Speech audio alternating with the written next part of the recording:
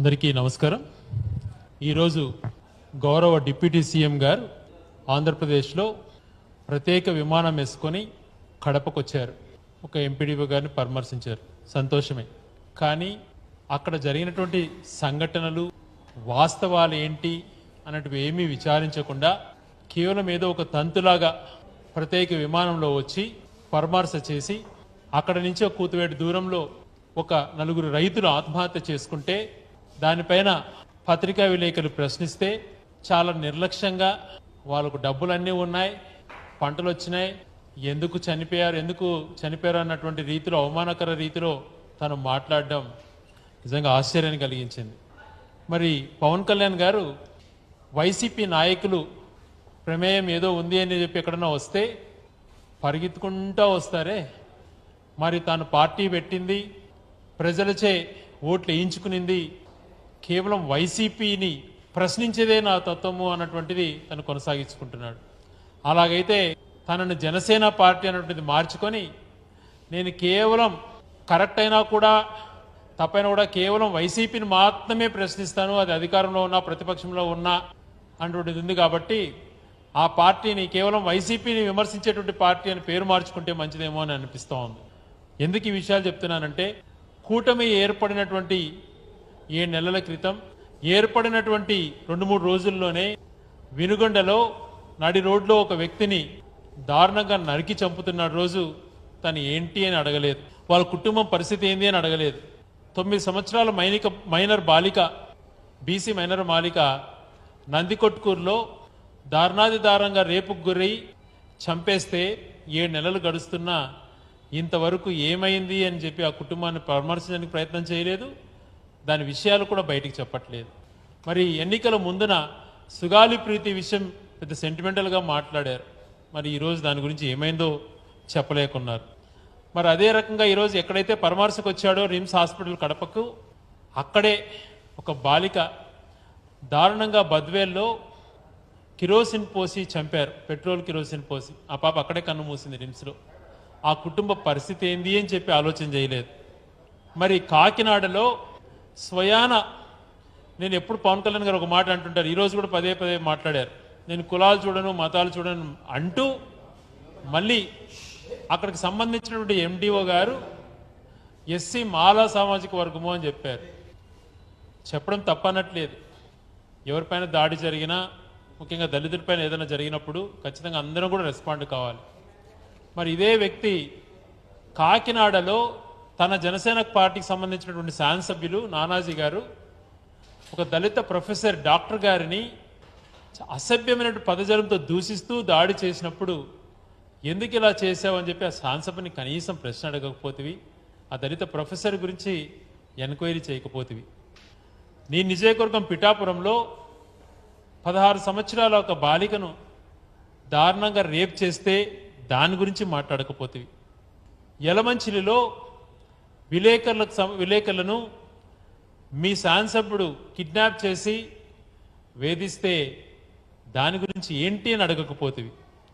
మరి ఇవన్నీ చూసుకున్నప్పుడు ఏమనిపిస్తుంది, మీరు ఒకటే లైన్, తెలుగుదేశానికి మేలు చేసేటువంటి లైన్ ఒకటే నాది అన్నటువంటిది మీరు ఒక భావన ఏర్పరచుకున్నట్లున్నారు.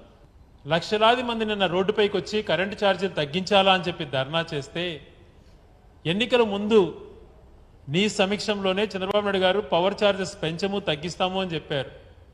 మరి దాని గురించి ఇంతవరకు ప్రశ్న అడగలేదు. 6 గ్యారంటీలు ఏమైనా అన్నటువంటి మాట నోట్లో నుంచి రాదు.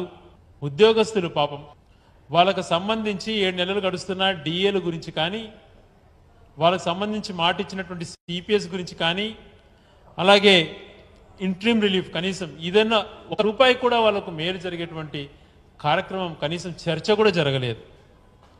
రైతుల విషయంలో అలాగే ఉంది. విద్యార్థులు అయితే దారుణంగా ఒక్క గవర్నమెంట్ పోస్ట్ కానీ ఏది కేవలం తీసేయటం వరకు పరిమితమైనారు, కానీ రిక్రూట్మెంట్ అటువంటిది ఎక్కడా జరగట్లేదు.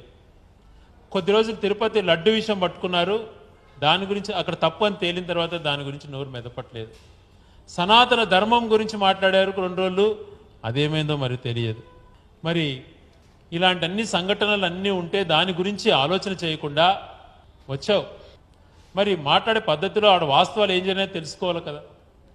నిన్న గాల్వీడు అన్నటువంటి ఒక మండల హెడ్ క్వార్టర్స్లో మాజీ ఎంపీపీ సుదర్శన్ రెడ్డి గారు అక్కడ జరిగినటువంటి సంఘటనలు చెప్పడానికి ప్రయత్నం చేస్తే అక్కడ ఏ రకంగా జరిగింది కూడా వివరణ ఇచ్చారు.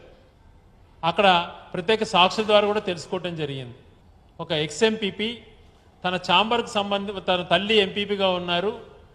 తన ఛాంబర్లో ఏదైతే కింది స్థాయి అధికారులకు ఫోన్ చేసి తననే పిలిపించారు కాబట్టి అక్కడికి వెళ్ళిన తర్వాత అక్కడ ఉన్నటువంటి ఎంపీపీ ఛాంబర్ తాళాలు ఇవ్వమంటే అక్కడ ముందుగే ప్రీప్లాన్డ్గా గుమికూడినటువంటి జనం అంతా కూడా దాడి చేసి ఏ రకంగా 5 నిమిషాలలోనే వందలాది మంది అక్కడికి చేరుకొని ముందున్నటువంటి వాళ్ళతో సహా పెప్పర్ స్ప్రే చల్లుతూ విపరీతంగా వైసీపీ వాళ్ళని పైన దాడులకు చేసినటువంటి దానిపైన కనీసం ఏ ఒక్కరూ మాట్లాడకపోవడం దురదృష్టకరం.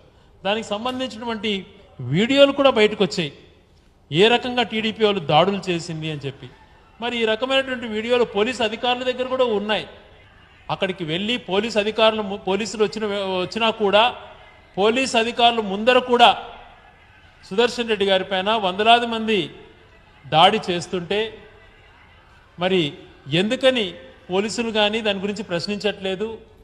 మరి తప్పు చేసిన వాళ్ళపైన ఎందుకు పవన్ కళ్యాణ్ గారు కూడా ఆలోచన చేయట్లేదు? ఈ విషయం ఏ కోణంలో జరిగింది, అక్కడ జరిగినటువంటి నిమిషాల వ్యవధిలో అక్కడ ఎక్కడెక్కడ ఫోన్ కాల్స్ ఏవేవి పోయినాయి అన్నటువంటిది ఒక గంట సంబంధించి అరగంట ముందుది అరగంట తర్వాత ఈ ఫోన్ కాల్ డీటెయిల్స్ తెప్పించుకుంటే వాస్తవాలు అన్నీ బయటకు వస్తాయి. వైఎస్ఆర్సీపీ ఎప్పుడూ హింసను ప్రేరేపించదు, ఎవరిపైన దాడికి పాల్పడ్డా ఒప్పుకోదు. అందుకే స్ట్రైట్ ఫార్వర్డ్గా కలెక్టర్స్ కాన్ఫరెన్స్లో గౌరవ ముఖ్యమంత్రికి జగన్మోహన్ రెడ్డి గారు ప్రమాణ స్వీకారం చేసిన వెంటనే అధికారులకు పూర్తిగా రక్షణ ఇవ్వండి, దాడులకు పాల్పడిన కఠినంగా శిక్షించండి అన్నారు. మరి మీరు ఏ రకమైనటువంటి అధికారులకు ఇస్తున్నారు? కేవలం వైసీపీ వాళ్ళు మాత్రమే హింసించండి అని చెప్పి మీరు ఆదేశాలు ఇస్తున్నారు. ప్రజాస్వామ్యంలో ఇది కరెక్టా? ప్రశ్నిస్తాను అని చెప్పి అనునిత్యం మాట్లాడే పవన్ కళ్యాణ్ గారు దీని గురించి ఎందుకు ఆలోచన చేయలేకపోతున్నారు?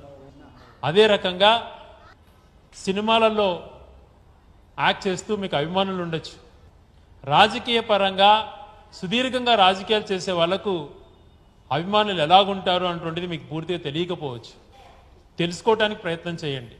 మేమేమంటున్నాం, ఒక పక్కల తప్పు ఏదైనా చేస్తే వాళ్ళని శిక్షించండి, కానీ ప్రజాస్వామ్య పరంగా వెళ్ళండి, వాస్తవాలు తెలుసుకోండి, అవతల వర్షన్ కూడా వినండి.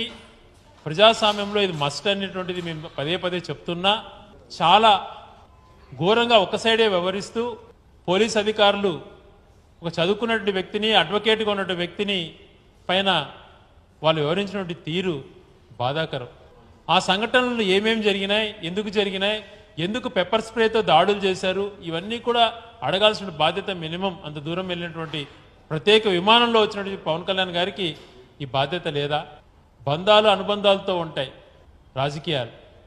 30 సంవత్సరాల నుంచి ఒక మాట పైన కమిట్మెంట్తో ప్రజలకు సేవ చేస్తున్న వ్యక్తి సుదర్శన్ రెడ్డి. అంత తీసిపడేసి వీళ్ళు చేస్తున్నటువంటి ప్రచారాలన్నీ కూడా కాకుండా వాస్తవాలు కూడా గ్రహించుకోండి. ఎస్, ఆ మనిషికి జరిగినటువంటి అవమానకర సంఘటనలు బాధగా ఉన్నాయి. అధికారం శాశ్వతం కాదు. అధికారం ఉంది కదా అని చెప్పి ఇలా వ్యవహరిస్తే మీకు కూడా ఎలాంటి వడ్డీతో సహా వచ్చేటువంటి రోజులు కూడా వస్తాయి. నిజంగా ఒక క్లర్కును కూడా రాజకీయంగా ఎంత ఉన్నత స్థాయిలో ఉన్నప్పుడు కూడా సార్ అని సంబోధించేటువంటి సంస్కారం మాకుంది. హోంగార్డ్ స్థాయి వ్యక్తిని కూడా అన్నా అన్నటువంటి సంస్కారం మాకుంది. అటు పార్టీలో నుంచి కానీ ఇలా తల్లిదండ్రుల దగ్గర నుంచి కూడా నేర్చుకున్నాం సంస్కారం అటువంటిది. అందరినీ ఒక ఘాటి కట్టేసేసి హేళన చేయకండి. మరి దళితులపైన ఇంత ఘోరంగా మానభంగాలు జరిగినప్పుడు దళిత ప్రొఫెసర్లను మీ పార్టీ శాసనసభ్యులే ఇలా దారుణంగా కొట్టినప్పుడు అప్పుడు ఎందుకు మీ నోరు లేయలేదు? ఎందుకు కనీసం దానిపైన విచారణ ఎందుకు అడగలేకపోయినారు? ఎందుకు ప్రెస్లో కనీసం ఈ దాడిని ఖండిస్తున్నామన్న మాట కూడా చెప్పలేకపోయినారు? ప్రత్యేక విమానంలో కడపంటే రాజకీయం చేయడానికి పరిగెత్తుకుంటూ వచ్చారే. ఒక పక్కన దేశానికి ఆర్థిక సంస్కరణలు చేసి ఎంతో గొప్ప వ్యక్తి అయినటువంటి మన్మోహన్ సింగ్ గారి దాన సంస్కారాలు జరుగుతున్న సమయానే రాజకీయాలు మాట్లాడడానికి ప్రయత్నం చేసేవి, రాజకీయ కోణంలో చేసి అదే పర్యటనకు వచ్చి రైతులు ఆత్మహత్య చేసుకుంటే దాన్ని చులకనగా మాట్లాడినట్టు మీరు ఎందుకు ప్రాపర్గా వ్యవహరించట్లేదు? ఒక బాధ్యతమైనటువంటి పదవిలో ఉన్నప్పుడు ఎలాగ వ్యవహరించాలి ఒక అంశం పైన మాట్లాడేటప్పుడు వెనక ఏం జరిగింది, ఎందుకు జరిగింది అన్నటువంటిది కూడా అడగలేని పరిస్థితిలో మీరు ఉన్నారు అని అంటే, కేవలం వైసీపీ నాయకులు ఏదో చేశారని ఎక్కడన్నా వచ్చేస్తే వెంటనే దాన్ని ఏదో రియాక్ట్ అయిపోయి మేము వాళ్ళని దొక్కుతాం, రాయలసీమ యువతల గురించి చులకనగా మాట్లాడతాం, రాయలసీమ పరిస్థితి నుంచి పదే పదే హేళనగా చేస్తాం. గతం నుంచి మీకు అలవాటు అయిపోయింది. 15 చంద్రబాబు నాయుడు గారు పరిపాలన మొదలైనప్పటి నుంచి ఎక్కడో రైలు గారిపోతే రాయలసీమ గుండాలే, ఎక్కడో జరిగితే రాయలసీమ యువత మారాలని మాట్లాడడం. మరి ఎందుకు రాయలసీమకు మంచి చేయడం, రాయలసీమ గురించి మాట్లాడంటే మీరు అక్కడ హైకోర్టు మూవ్ చేస్తా అంటే ఎందుకని మీరు అడగలేకపోయారు? అక్కడ యువత కోసం ఎందుకు మీరు అడగలేకపోయినారు? అక్కడ లా యూనివర్సిటీ అక్కడి నుంచి ఎత్తేస్తుంటే ఎందుకు అడగలేకపోతున్నారు? మరి ఎంఎస్ఎంఈ సెంటర్ వల్ల ఎంతోమంది ట్రైనింగ్ పొంది యువతకు ఎంతో మేలు జరిగేటువంటి ఎంఎస్సి సెంటర్ కొప్పర్తి నుంచి మారుస్తుంటే ఎందుకు మీరు ప్రశ్నించలేకపోతున్నారు? ఇవి చేయండి రాయలసీమ వాళ్ళపైన, కానీ అక్కడ మంచి చేయాలన్నటువంటి ఆలోచన ఉన్నప్పుడు. అలా కాకుండా రాజకీయ కోణంలోనే విమర్శలు చేయటం సరైనటువంటిది కాదు అని చెప్పి గౌరవ కూటమి ప్రభుత్వానికి సంబంధించినటువంటి గౌరవ ముఖ్యమంత్రికి కానీ ఉప ముఖ్యమంత్రి గారికి కానీ తెలియజేస్తున్నాం. కడపలో జరిగినటువంటి సంఘటన, గాలివీడులో జరిగినటువంటి సంఘటనను పూర్తి స్థాయిలో అటు గౌరవ జవహర్ బాబు గారికి మంచి జరిగేటట్టు యువతలు ఎందుకు జరిగింది, ఆ టైంలో ఎందుకు పెప్పర్ స్ప్రే లాంటివి వాడి దాడులకు పాల్పడాల్సిన పరిస్థితి, పక్క నుంచి వచ్చిన వాళ్ళపైన ఏ చర్యలు చేపడుతున్నారు, వీటన్నిటిపైన కానీ విచారణ జరిపి చేస్తే ప్రజాస్వామ్య విలువలు పెరుగుతాయి. అలా కాకుండా ఒక్క సైడ్గానే చేసి ఇలా ఒక పార్టీనే ఎంతసేపు కించపరిచే విధంగా వ్యవహరించాలి, ఆ పార్టీని ఎక్కడ కూడా ఉండనీయకూడదు అన్నటువంటి మీ ఆలోచనలు తప్పుడు ఆలోచనలు. ఎందుకంటే నిన్న జరిగినటువంటి పిలుపు మేరకు ధర్నా కార్యక్రమం, విద్యుత్ ఛార్జీలు పిలుపు ప్రజల కోసం నిలబడిన పక్షాన పోరాడినప్పుడు ప్రతిపక్ష పార్టీగా మేము ప్రజలకు అండగా ఉన్నామని చెప్పి ఎలా వేలాది మంది మాకు మద్దతుగా వచ్చారో అందరూ కూడా చూసింటారు. ప్రజాస్వామ్యంలో ప్రశ్నించే వాళ్ళని గౌరవించాలి. ఒక సంఘటన జరిగినప్పుడు నిజాలు ఏంటి అనేది అబ్జర్వ్ చేసుకోవాలి. అలా కాకుండా ఒక్క సైడే ఒత్తిళ్ల ప్రకారం వ్యవహరిస్తే ఖచ్చితంగా తగిన మూల్యం చెల్లించుకుంటారు. పవన్ కళ్యాణ్ గారు ఇంకా మీరు కడప వదిలిపోయినట్లేరు. ఇప్పటికైనా మీరు కడపలో ఉంటే రైతులు ఎందుకు ఆత్మహత్య చేసుకున్నారనేటువంటి హేళన మాట మీరు వాళ్ళని పరామర్శించండి, మంచి చెడు తెలుసుకోండి. గతంలో ఈ 7 నెలల నుంచి దళితులపైన కానీ మిగిలిన వర్గాలపైన కానీ మహిళలపైన కానీ జరిగిన దాడులు ప్రతి ఒక్కటి మీరు తెప్పించుకోండి, వాళ్ళకు సహాయం చేయండి. ఎందుకంటే దాదాపుగా 72 మంది పైన బాలికలను మహిళలను అఘాయితాలకు పాల్పడిన వాళ్ళకు జగన్మోహన్ రెడ్డి గారు ప్రతి కుటుంబానికి 10 లక్షలు సహాయం చేశారు. ప్రతిపక్షంలో ఉన్న మీరు ప్రభుత్వంలో ఉండి కనీసం వాళ్ళకు భరోసా ఇవ్వలేకపోతున్నారు. మరి వీటన్నిటిపైన ఆలోచన చేయండి. కేవలం ఒక్క సైడ్ రాజకీయమే మాట్లాడొద్దు అని చెప్పి పవన్ కళ్యాణ్ గారికి తెలియజేస్తూ మీలో మార్పు రావాలి.